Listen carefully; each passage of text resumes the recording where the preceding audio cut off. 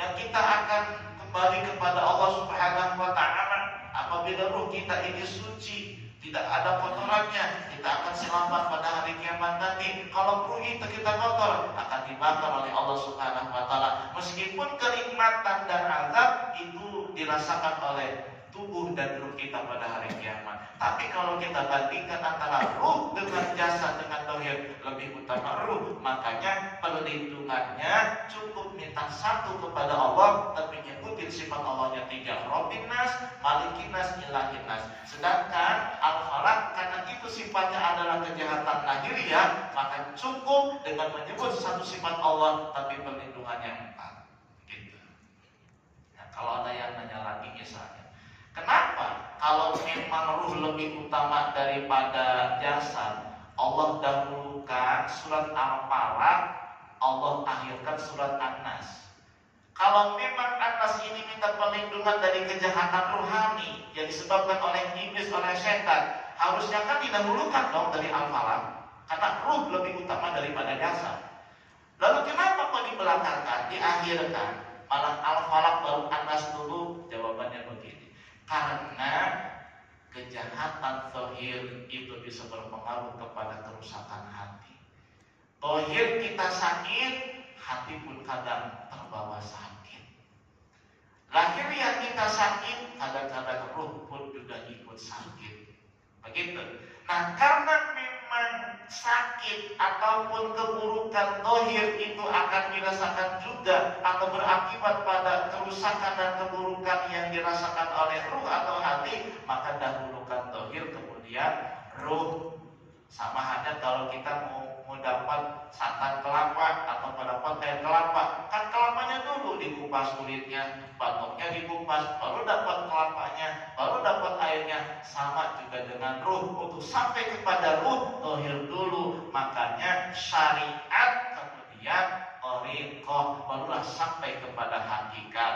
Syariat dengan thariqah jalan beriringan, sampailah kita pada hakikat. Itulah lub ataupun isi dan inti dalam diri kita. Allati yuwaswisu fi sudurin nas, yang membisiki di dalam dada manusia. Bisikan di dalam dada manusia ada 4. Yang pertama rahmani, yang kedua malaki, yang ketiga nafsi, yang keempat syaitani. Ini tolong pahami 4 bisikan ini. Yang pertama bisikan rahmani, yang kedua malaki, yang ketiga syaitani, yang keempat nafsi. Pertama rahmani, bisikan Allah.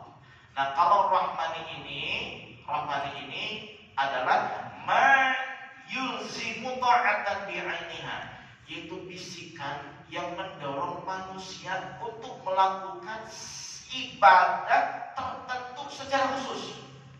Jadi itu saja. Ada bisikan dalam hati, ngaji aja satu, ngaji. Ada bisikan misalnya tahajud satu aja tahajud, itu namanya bisikan rahman.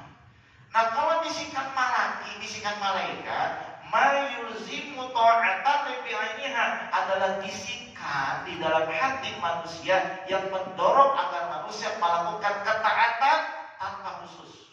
Pokoknya ibadahnya terserah, mau sholat, mau puasa, mau ngaji apa, mau baca Quran. Nah, ketika ada dorongan ingin ibadah, bisikan ibadah, tapi ibadahnya umum apa saja, itu bisikan malaki. Tapi kalau khusus, saya perlu ngaji, nah itu bisikan rohmani. Sedangkan bisikan syaitani, nafsi dulu ya, bisikan nafsi adalah mayuzimu maksiatan bi'ainiha, adalah bisikan yang mendorong manusia melakukan maksiat tertentu secara khusus. Itu nafsi dalam hati nih. Ada bisikan apa? Korupsi, terus aja. Atau orang itu korupsi, lumayan nih 1 triliun, hampir 1 miliar, karena ketahuan cuma 0,1%. Kada yang tahu. Oh jangan, korupsi aja. Jangan korupsi aja. Tak ketahuan, bakal ketahuan, korupsi aja. Terus saja itu ada. Itu nafsi. Tapi kalau syaitani adalah bisikan dalam hati agar manusia melakukan maksiat secara umum. Maksiat apa aja? khusus maksiat tertentu, itu namanya bisikan syaitan. Jadi kita perlu bisa membedakan ini, mana yang bisikan rohmani. Kalau rohmani khusus dorongan kepada ketaatan tertentu. Kalau bisikan malaki, bisikan dorongan kepada perbuatan ibadah taat manapun, ya tidak tertentu, umum. Kalau bisikan nafsi, bisikan yang mendorong manusia untuk berbuat kemaksiatan tertentu khusus satu, ya. Kalau syaitani, bisikan yang mendorong manusia melakukan kemaksiatan secara umum apapun itu. Ini kudu bisa membedakan, ya. Minal jinnati wan nas, yaitu dari kalangan jin dan manusia. Maksudnya adalah yang suka membisikin manusia kepada hal-hal tidak baik itu ada yang dari kalangan jin, ada yang dari kalangan manusia. Meskipun kalau manusia mah ngebisikinnya gak langsung ke hati,